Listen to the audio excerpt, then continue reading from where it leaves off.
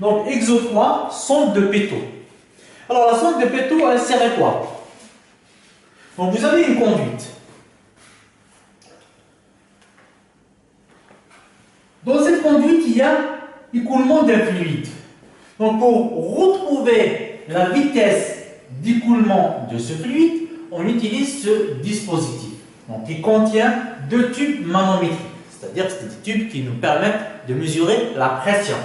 Donc, on utilise un tube qui est perpendiculaire, donc un premier tube, celui-là, le premier tube, il est perpendiculaire à la vitesse d'écoulement du fluide. Le deuxième tube, donc il a cette forme-là, on voit que le tube il est parallèle à la vitesse d'écoulement du fluide. Donc on utilise deux tubes, donc l'un parallèle, qui est le deuxième tube, hein, comme on vient de l'expliquer. L'autre, il est perpendiculaire à la vitesse d'écoulement du fluide. Donc l'énoncé, qu'est-ce qu'il dit?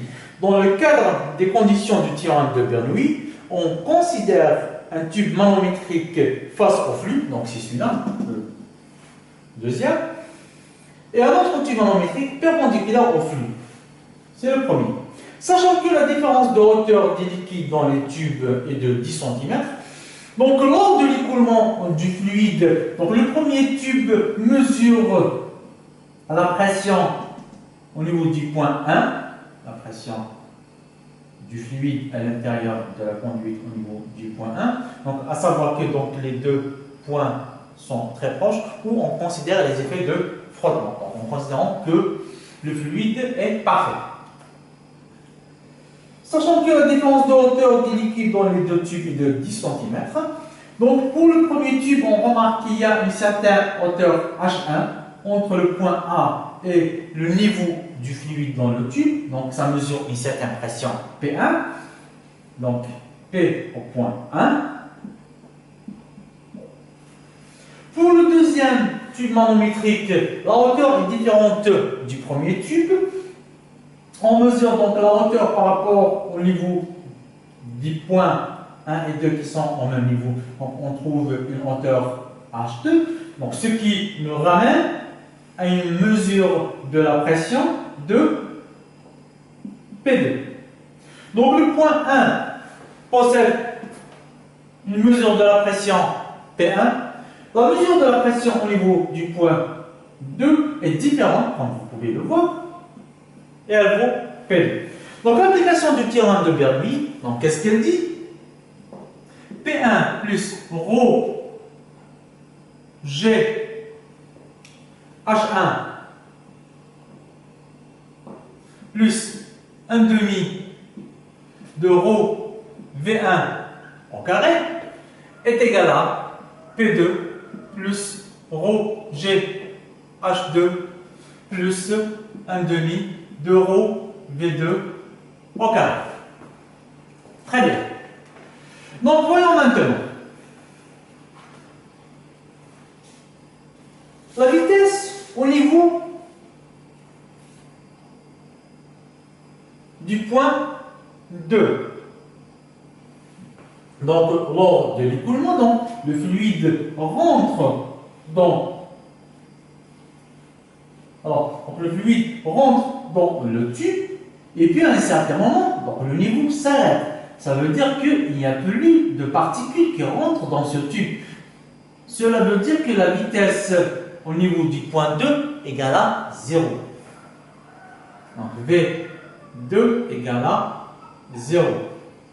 Donc par contre, la vitesse au niveau du point 1, donc ici devant le point 1, il n'y a pas d'obstacle. Donc la vitesse du point 1 est la vitesse du fluide tout court. Très bien.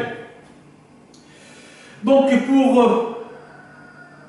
pardon, ici, donc c'est les niveaux Z1 et Z2. Z1 et Z2 des points 1 et 2. Donc c'est pas les H1 et H2. Donc c'est le niveau du point 1 et le niveau du point 2. Donc pour l'énergie ou la pression au niveau du point 1, comme le niveau Z1 et le niveau Z2 sont situés au même niveau, donc Z1 égale à Z2. Donc ces deux termes-là vont se simplifier. Donc ce qui reste, donc P1 plus 1 demi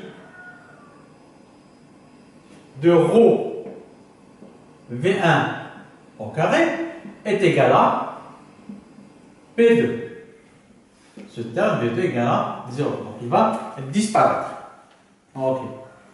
Donc, ce qui me donne donc P2 moins P1 est égal à 1 demi de ρ V1 au carré. Ok. Donc l'objectif du calcul, c'est de retrouver la vitesse V qui est égale à V1.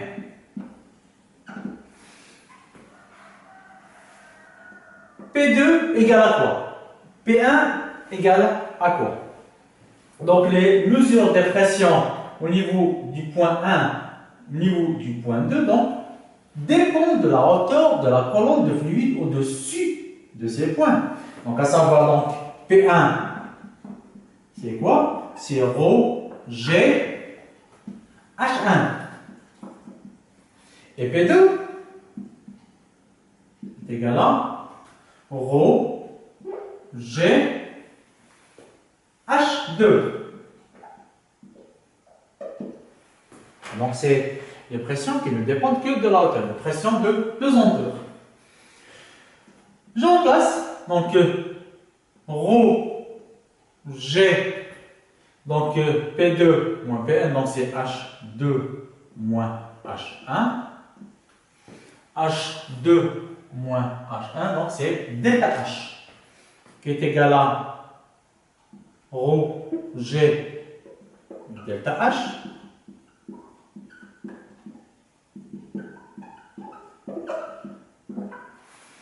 Donc il y a le G qui disparaît, ce qui me donne donc finalement V1 égale à 2 ρ delta H racine. Voilà. Donc on est remonté en utilisant la loi fondamentale de l'hydrodynamique, donc à savoir la relation de Bernoulli à la vitesse d'écoulement du fluide en moyenne de ce dispositif. Application numérique. Donc V1 égale à racine carrée de 2 ρ.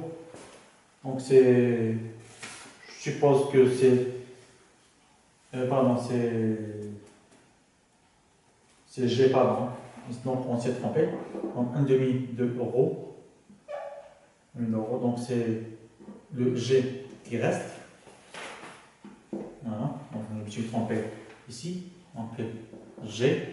Donc 2 fois G delta H. Donc 2 fois G la gravitation. Donc fois delta H. Donc la hauteur delta H qui est exprimée, donc qui est donnée dans le texte, c'est 10 cm. Donc fois 0,1. Fois 0,1. Donc ce qui donne donc racine de 2. Donc racine de 2 c'est à peu près 1,40. Donc la proposition correcte parmi les 4 propositions qu'on vous donne, donc à savoir A c'est 1,2 mètres par seconde, B 1,4 mètres par seconde, C 1,7 mètres par seconde, D c'est 2 mètres par seconde. Donc la proposition correcte c'est la proposition numéro B.